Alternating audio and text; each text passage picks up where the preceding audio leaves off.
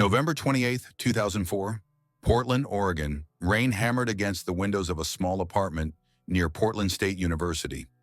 Inside, a 22-year-old college student named Tyler West sat on his bed, staring at his phone. His hands trembled slightly as he typed 3 words to his mother, 3,000 miles away in Syracuse, New York. "Love you, Mom." He hit send at 11:47 p.m. Then he powered off the phone, placed it on his desk, and stared at the wall for nearly an hour. His roommate, asleep in the next room, heard nothing. By dawn, Tyler would be gone. For the next 4 months, his family would search desperately for answers, traveling across 3 states, following false leads that led nowhere, and uncovering fragments of a truth far more disturbing than they ever imagined. When Tyler finally resurfaced in mid-April 2005, he was found living under an assumed name in a remote fishing village in Alaska, over 1,800 miles from where he disappeared. He had lost 25 pounds. His eyes were hollow, and he had no coherent memory of how he got there, what happened during those lost months, or why he had run in the first place.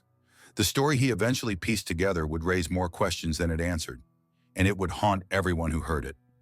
Tyler West had always been the kind of student teachers loved and parents trusted. He was the youngest of 3 children, raised in a middle-class neighborhood in Syracuse by his mother, Felicity Moore, a high school English teacher who had divorced Tyler's father when Tyler was only 5. Felicity had raised her children alone, working long hours, attending every school play and soccer game, instilling in them a love of learning and a sense of responsibility. Tyler thrived under her guidance. He was a junior at St. Lawrence University, a small liberal arts school in Canton, New York, majoring in international studies with a concentration in environmental policy. His professors described him as intellectually curious, hardworking, the kind of student who stayed after class to debate ideas. He had spent the summer of 2004 working as an unpaid intern for a small environmental advocacy nonprofit in Burlington, Vermont, researching sustainable forestry practices and writing policy briefs. It was unglamorous work, but Tyler loved it. He talked about pursuing graduate school, maybe working for the EPA, maybe joining the Peace Corps. He had plans. He had direction. That fall, Tyler was accepted into a competitive semester-long exchange program at Portland State University. The program, which focused on sustainable urban development in Pacific Northwest environmental systems, only accepted 15 students from across the country. Tyler was thrilled. Portland represented everything he was passionate about: progressive environmental policy, urban sustainability initiatives, access to wilderness. His mother, Felicity, was proud but anxious. Portland was nearly 3,000 miles from Syracuse. Tyler had never been away from home for longer than a summer, but Tyler reassured her with his characteristic optimism. He promised to call twice a week. He promised to email regularly. He promised to stay safe. Felicity watched him board the plane in late August with a knot in her stomach she could not explain. The first 2 months in Portland went exactly as planned. Tyler called home every Wednesday and Sunday evening without fail. He sent photos of the campus, of Mount Hood in the distance, of Powell's bookstore where he spent hours browsing. He talked about his classes with genuine excitement. One professor, Dr. Elena Vasquez, had invited him to contribute research to an upcoming paper on urban watershed management. Tyler was ecstatic. He mentioned new friends: his roommate Blake Anderson, a laid-back music major from Seattle, a classmate named Paige Lawson who shared his passion for environmental justice, a study group that met at a coffee shop on Hawthorne Boulevard. He described hiking trips to Multnomah Falls and the Columbia River Gorge. He sounded happy. He sounded engaged. Felicity allowed herself to relax. Tyler was thriving. But something changed in mid-November. Felicity noticed it first during their Wednesday night call on November 17th. Tyler's voice sounded different, distant, distracted. When she asked how classes were going, he gave vague, short answers. When she asked about his research project, he said it was fine but did not elaborate.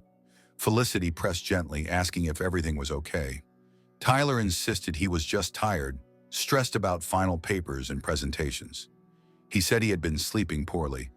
Too much caffeine, he joked weakly. But Felicity did not believe him. She knew her son. Something was wrong. She asked if he wanted her to visit, Maybe fly out for Thanksgiving. Tyler said no quickly, almost too quickly. He said he had too much work to do. He would stay in Portland for the holiday and catch up on his research. They could celebrate when he came home for Christmas. Felicity reluctantly accepted this, but the unease in her chest would not go away.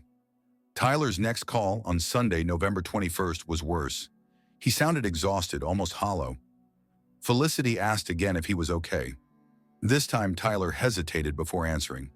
"Mom, if something happened and I needed to, I don't know, start over somewhere, would you understand?" The question caught Felicity completely off guard. She asked what he meant. Tyler backtracked immediately. "Never mind, I'm just stressed. Forget I said anything." But Felicity could not forget. The question haunted her. Start over? Why would Tyler need to start over? What was he running from? She tried to call him back later that night. He did not answer. She texted him. No response until the next morning, when he sent a brief message. "Sorry, fell asleep early. I'm fine, love you." Felicity wanted to believe him, but the doubt was a stone in her stomach. The final normal conversation between them took place on Friday, November 26th, the day after Thanksgiving. Tyler called around noon Pacific time. He apologized for worrying her earlier in the week. He said he had just been overwhelmed with schoolwork and was feeling better now. He talked about hiking to Multnomah Falls the previous weekend, about the freezing spray from the waterfall, about how clear his mind felt in the mountains. He mentioned that Dr. Vasquez wanted to meet with him the following week to discuss his research contributions. He sounded more like himself. Felicity felt relief wash over her. Whatever had been troubling him seemed to have passed. She told him she was proud of him. She told him she loved him. Tyler said, "I love you too, Mom. More than you know." His voice cracked slightly on the last word. Felicity noticed but did not comment on it. They said goodbye. That was the last normal conversation they would ever have. On Sunday, November 28th, at 11:47 p.m. Pacific time, Tyler sent the text message. "Love you, Mom." 3 words. No context, no explanation. Felicity, already asleep on the East Coast, did not see it until Monday morning. She replied around 7 a.m. her time, asking if everything was all right and reminding him to call her that evening as usual. The message never delivered. Tyler's phone was off. At first, Felicity told herself not to panic. College students were notorious for letting their phones die, for getting absorbed in projects, and forgetting to charge their devices. She sent a follow-up text Monday evening. Still nothing. Tuesday morning she called. The phone went straight to voicemail. She called again Tuesday afternoon. Same result. By Tuesday night, the knot of anxiety in her stomach had grown into something darker, heavier. She emailed Tyler's university account. She checked his Facebook page. His last post had been Sunday afternoon at 4:17 p.m., a photo of the Portland skyline at sunset with the caption, "Needed this today." The caption bothered her. Needed what? Wait, she refreshed his page obsessively throughout the evening. No new posts, no activity. On Wednesday morning, December 1st, Felicity called the program coordinator at Portland State University. The coordinator, Dr. Linda Marsh, had a warm, reassuring voice. She told Felicity that students sometimes went off the grid during finals week, especially when they were stressed. She promised to check in with Tyler's professors and his residential assistant. Felicity thanked her and hung up, forcing herself to breathe slowly. But less than an hour later, Dr. Marsh called back. Her tone had changed completely. Tyler had not attended any of his classes since Monday, November 29th. His professors had assumed he was sick or taking personal days, which sometimes happened during the final stretch of the semester. But when Dr. Marsh contacted Blake Anderson, Tyler's roommate, the news became more alarming. Blake said Tyler had left their shared apartment early Monday morning, around 6:30 a.m., with a backpack. Blake had been half asleep and had not thought much of it. Tyler sometimes went to the library early or grabbed breakfast off campus. But Tyler had not returned Monday night, or Tuesday night. Blake had tried calling and texting, but got no response. He had mentioned it to a few friends, but figured Tyler was staying with someone else, maybe pulling an all-nighter somewhere. It was finals week. People did strange things. But then Blake admitted something else, something that made Felicity's blood run cold. Tyler had been acting strange for about a week, maybe longer. He was sleeping poorly, waking up in the middle of the night and pacing their small living room. Blake would hear him whispering on the phone sometimes, late at night, in that urgent, hushed tone people use when they do not want to be overheard. Blake had asked if everything was okay. Tyler had brushed him off, said it was family stuff, nothing serious. But Blake did not believe him. On Sunday night, November 28th, Blake had woken up around 11:30 p.m. to the sound of Tyler talking on the phone in the next room. The walls were thin. Blake could not make out full sentences, but he heard fragments. "I can't. You don't understand. I have to." Tyler's voice sounded frightened, almost pleading. The call lasted maybe 10 minutes. After it ended, Blake heard Tyler moving around, heard the distinctive sound of a text message being sent. Then silence. The next morning, Tyler packed a bag and left. Blake assumed he would be back by evening. But evening came and went, and Tyler was gone. DeMarsh promised to file a missing person report with the Portland Police Department immediately. Felicity thanked her, hung up the phone, and stared at the wall of her Syracuse home. Her hands were shaking. Her heart was pounding so hard she could hear it in her ears. Something terrible had happened to her son. She could feel it. She booked a flight to Portland that same afternoon, threw clothes into a suitcase without thinking, and was on a plane by evening. During the 5-hour flight, she did not sleep. She stared out the window at the black sky, replaying every conversation she had had with Tyler over the past month, searching for clues she had missed. The strange question on November 21st. "If I needed to start over somewhere, would you understand?" What did that mean? Start over from what? And the phone call Blake heard on Sunday night. Who had Tyler been talking to? What were they saying that frightened him so badly? Felicity landed in Portland late Thursday night, December 2nd. She checked into a budget hotel near the university and did not sleep. At dawn, she was at the Portland Police Department. The officer who took her statement was polite but detached. He explained that Tyler was an adult. There was no evidence of foul play. Young men sometimes walked away from their lives without warning. Family stress, relationship problems, academic pressure, mental health crises. The officer's tone suggested he had heard this story 100 times before. Felicity wanted to scream at him. Tyler was not like that. Tyler did not just walk away, but she kept her composure. She provided photos. She provided Tyler's phone number, his email, his social media accounts. She gave them Blake's contact information. The officer said they would look into it. Felicity left the station feeling utterly helpless. She spent the next 2 weeks in Portland conducting her own investigation. She met with Blake Anderson, who seemed genuinely worried, but offered little new information beyond what he had already told Dr. Marsh. She spoke with Paige Lawson, the classmate Tyler had mentioned. Paige said Tyler had seemed distracted during a group meeting in mid-November. He kept checking his phone, looking toward the door, as though expecting someone. When Paige asked if he was okay, Tyler had snapped at her, something he had never done before. He apologized immediately and said he was just stressed about his research deadline. But Paige remembered thinking his reaction seemed disproportionate. She also mentioned that Tyler had skipped their last 2 study sessions without explanation, which was unlike him. Another classmate, Logan Pierce, told Felicity he had seen Tyler at the university library on November 27th, the day before he disappeared. Tyler had been sitting alone at a computer, staring intently at the screen. Logan had walked past and glanced over Tyler's shoulder. He thought he saw news articles on the screen, something about crime or investigations, but he could not be sure. When Tyler noticed Logan looking, he quickly closed the browser and left the library without saying a word. Logan found it odd but did not think much of it at the time. Felicity interviewed Tyler's professors. Dr. Lena Vasquez, the environmental studies professor Tyler admired, said he had been a model student until mid-November. Then his work quality began to slip. He missed a meeting they had scheduled. His research notes, which had been meticulous, became scattered and incomplete.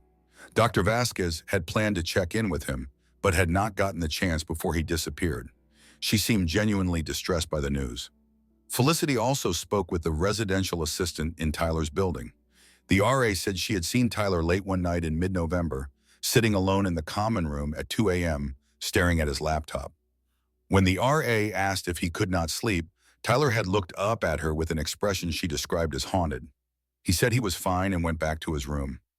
The RA did not pursue it further. Felicity created a missing person website. She designed flyers with Tyler's photo and printed hundreds of copies. She plastered them on telephone poles, bus stops, coffee shop bulletin boards, campus buildings. She contacted local news stations. A few ran brief segments during their evening broadcasts. Tips began coming in. A homeless man claimed he saw Tyler near the Greyhound bus station on November 29th.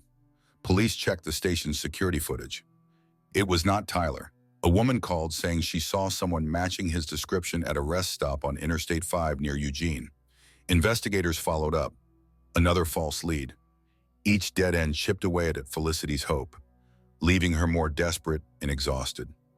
But then in mid-December, something happened that would change the trajectory of the search and deepen the mystery in ways no one could have anticipated. Days turned into weeks. Weeks turned into months. Christmas came and went.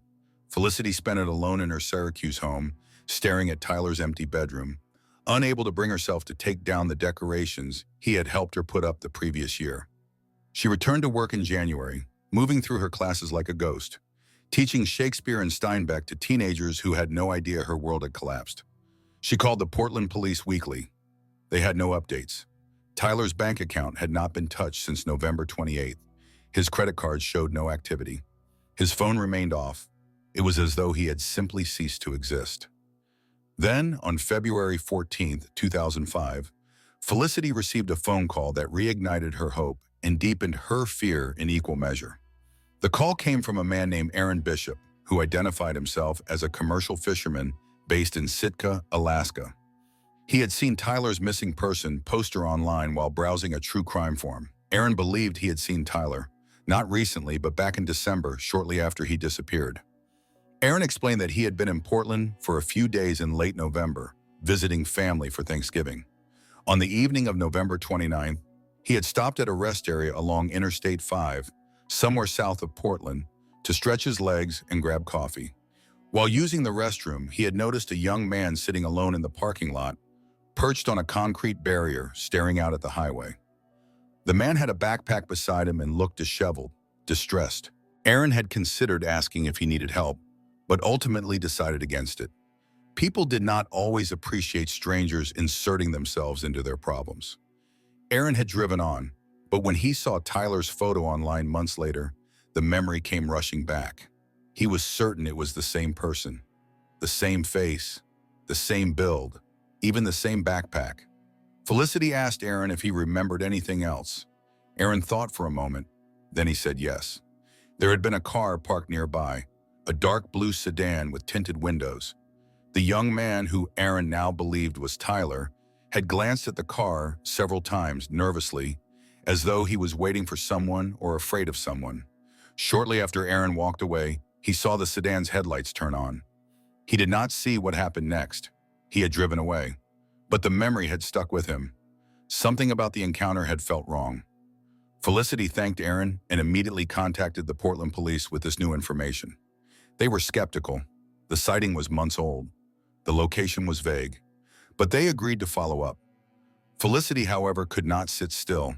She booked a flight to Portland and drove down Interstate 5 herself, stopping at every rest area, every gas station, every small town along the route. She showed Tyler's photo to clerks and truckers and travelers. Most shook their heads. A few thought they recognized him but could not be sure. One woman, an older motel owner in a town called Grants Pass, paused when she saw the photo. She said a young man matching Tyler's description had stayed at her motel for one night in early December. He had paid cash. He had seemed exhausted, barely speaking, avoiding eye contact. He checked out early the next morning and walked toward the highway. The motel owner had assumed he was hitchhiking. She did not see where he went after that. Felicity felt she was getting closer. But closer to what? Where had Tyler been going, and why? The answer came in mid-April 2005, nearly 5 months after Tyler disappeared, in the most unexpected way imaginable. A deputy sheriff in Ketchikan, Alaska, a small coastal town clinging to the edge of the Tongass National Forest near the Canadian border, made a routine welfare check on a local boarding house. The owner, an elderly woman named Margaret Chen, had expressed concern about one of her tenants, a quiet young man who had been living there since late December. He paid rent in cash. He worked odd jobs at the docks, cleaning fishing boats and hauling equipment for local fishermen. He kept to himself almost obsessively, rarely made eye contact, and spoke only when absolutely necessary. Margaret had initially appreciated having such a low-maintenance tenant, but recently she had become worried. The young man seemed unwell. He had lost a significant amount of weight.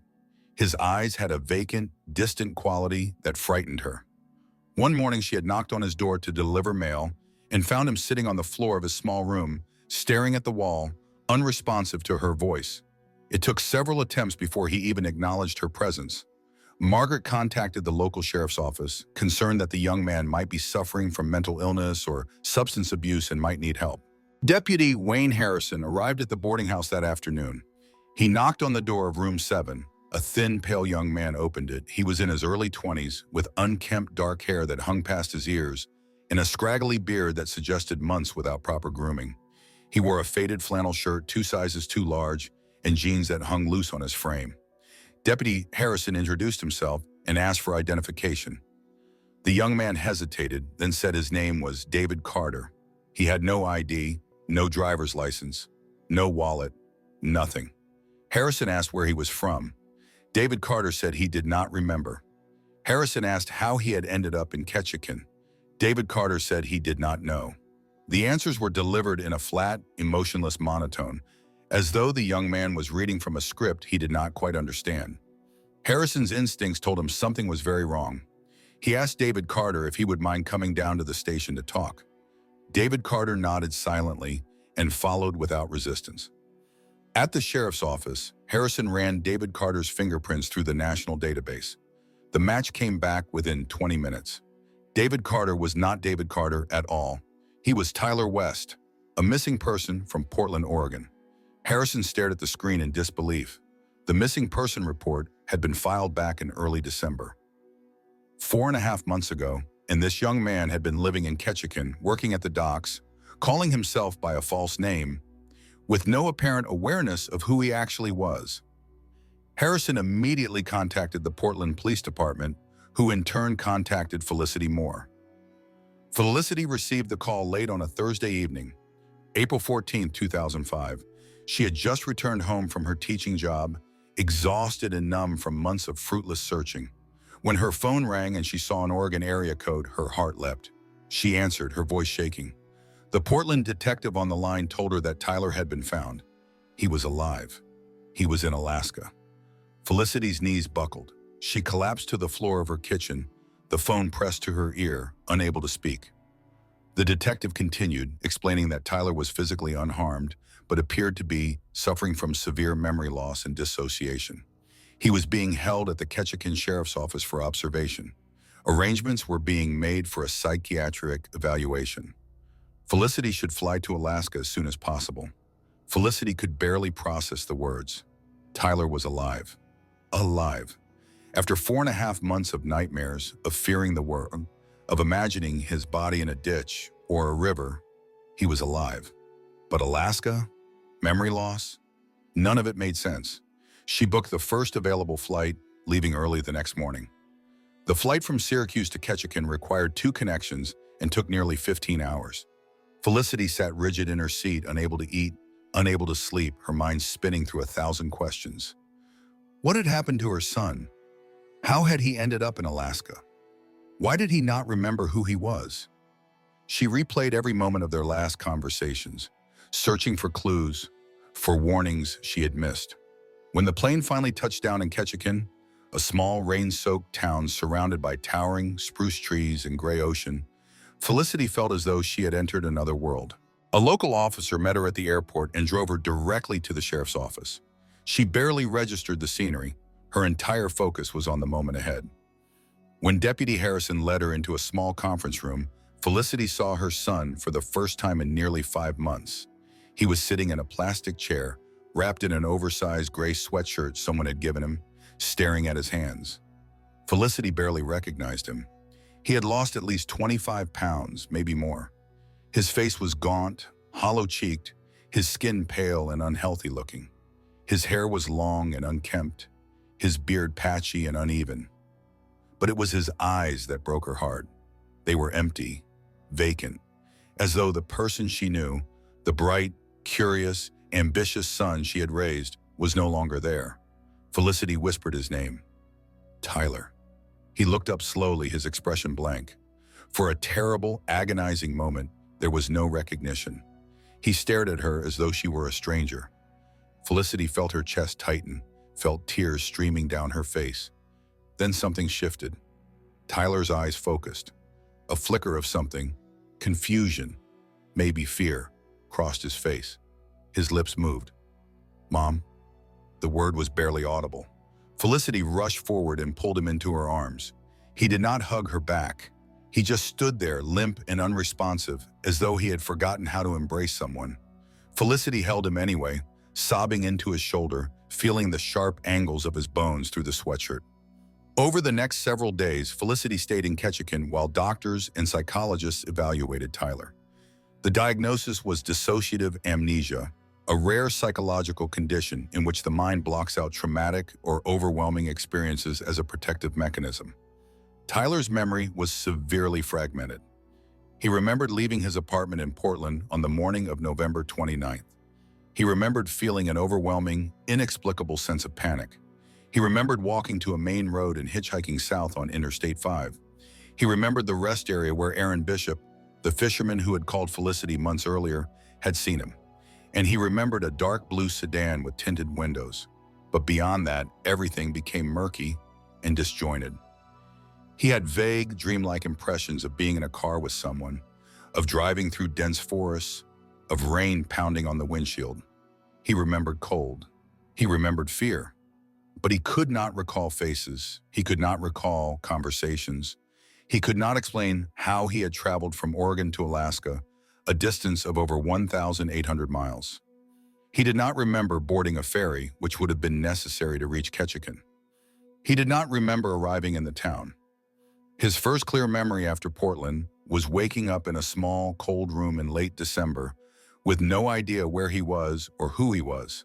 The name David Carter had come from a sign he saw somewhere, though he could not remember where. It felt safe, anonymous. He had found work at the docks through word of mouth, accepting cash under the table, never asking questions, never offering information. He lived in a fog, disconnected from himself, from reality, from everything that made him human. For 4.5 months, he had simply existed. Over the following days, the story slowly emerged, though much of it remained fragmented and unclear. Tyler remembered leaving his apartment on the morning of November 29. He remembered feeling an overwhelming sense of panic, though he could not explain why. He remembered hitchhiking south on Interstate 5. He remembered the rest area where Aaron Bishop had seen him. And he remembered the dark blue sedan. But beyond that, his memory became a blur. He recalled being in a car with someone, but he could not remember who. He had vague images of driving through forests, of sleeping in the car, of cold rain and gray skies. He remembered arriving in a small town, though he did not know which one. Someone had given him money. Someone had told him to keep moving north. He remembered boarding a ferry, though he could not recall where or when. And then he was in Alaska, alone, confused, unable to remember his own name. He had created the identity David Carter from words he saw on a sign, a name that felt safe, neutral, anonymous. He worked. He survived. But he did not live. He existed in a fog, disconnected from himself, from his past, from everything that made him who he was. But who was the person in the dark blue sedan? And what had happened during those lost weeks between Portland and Alaska? Tyler could not answer, or would not. Psychologists who evaluated him in Alaska diagnosed him with dissociative amnesia, a condition often triggered by severe trauma or overwhelming stress. But what trauma? Tyler insisted he did not know. He had no memory of being harmed, no memory of an accident, no memory of an assault. The police investigated but found no evidence of foul play. Tyler had no injuries, no signs of physical abuse. His toxicology test came back clean. There was no indication he had been drugged or held against his will. The dark blue sedan was never identified. The person who allegedly gave him money was never found. The gaps in the story remained unfilled. Felicity brought Tyler home to Syracuse in late April 2005. He moved back into his childhood bedroom but barely left it. He attended therapy sessions but made little progress. He could not return to school. He could not focus. He could not explain what had happened to him. Friends and family visited, trying to offer support, but Tyler withdrew further. He stopped answering questions. He stopped trying to remember. It was as though the 5 months he spent missing had created a permanent scar, a darkness he could not escape. Years passed. Tyler eventually stabilized, though he never fully recovered. He moved to Vermont, found work as a park ranger, and lived quietly, avoiding attention. He never finished his degree. He never returned to Portland. He never spoke publicly about his disappearance. Felicity, now retired, still keeps the missing person website active, though it has been updated to reflect Tyler's safe return. She writes occasional blog posts urging other families to never give up hope. But privately, she is haunted by the unanswered questions. What happened to her son during those missing months? Who was in the dark blue sedan? Why did Tyler flee Portland in the first place?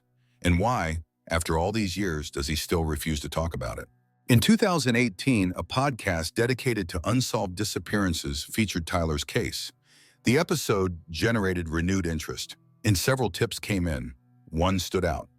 A woman who had lived in Portland in 2004 claimed she remembered seeing Tyler at an off-campus party in late November, shortly before he disappeared. She said he had been arguing with another student, a man she did not recognize. The argument had been intense, almost physical. Tyler had left the party abruptly, visibly shaken. The woman could not remember the exact date, but she believed it was the weekend before Tyler vanished. She had never reported it to police at the time because she did not realize Tyler had gone missing until months later.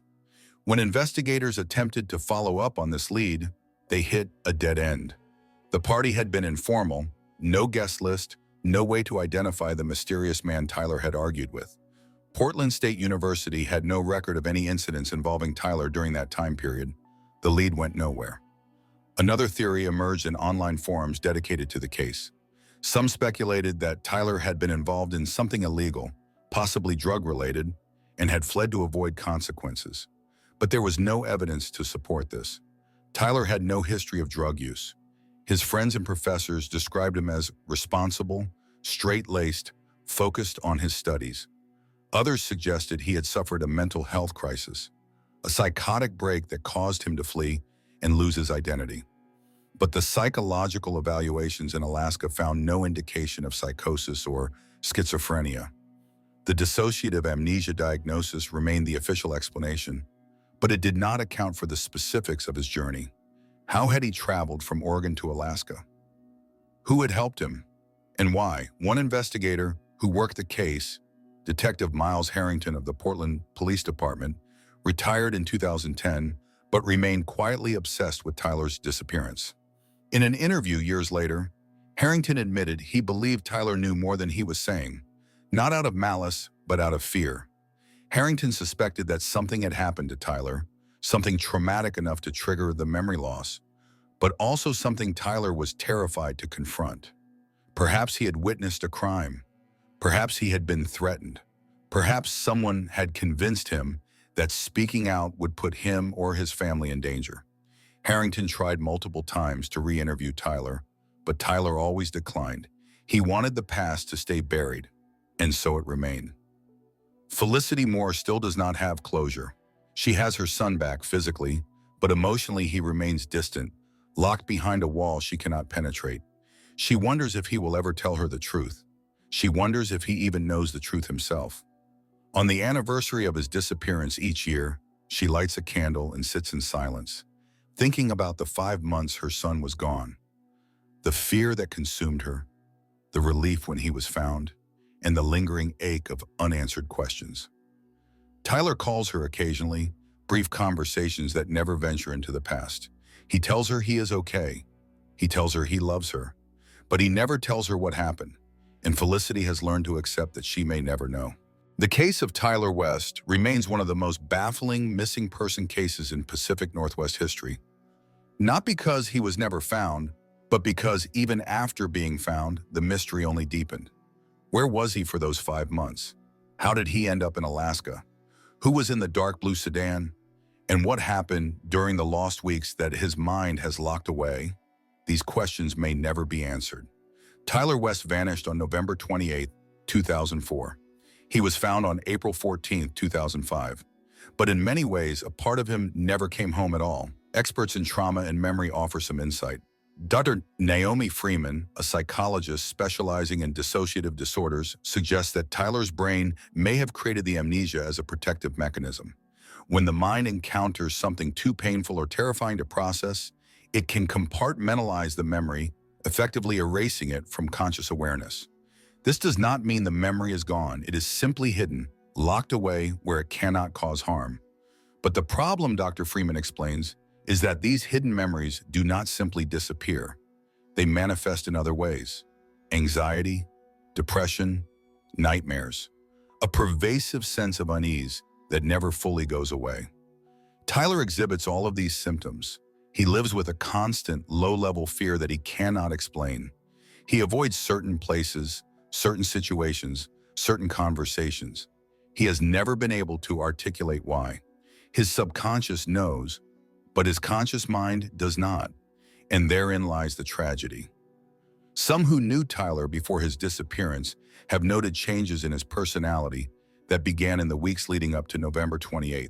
His roommate, Blake Anderson, mentioned the late-night pacing, the anxious phone call, the sense that Tyler was troubled by something. A classmate, Paige Lawson, recalled that Tyler had seemed distracted during a group project meeting in mid-November. He kept checking his phone, looking over his shoulder, as though expecting someone. When Paige asked if he was okay, Tyler brushed off her concern and said he was just stressed about finals. But Paige did not believe him. There was something in his eyes, she said later. Fear, real fear. Another student, Logan Pierce, remembered seeing Tyler at the university library a few days before he disappeared.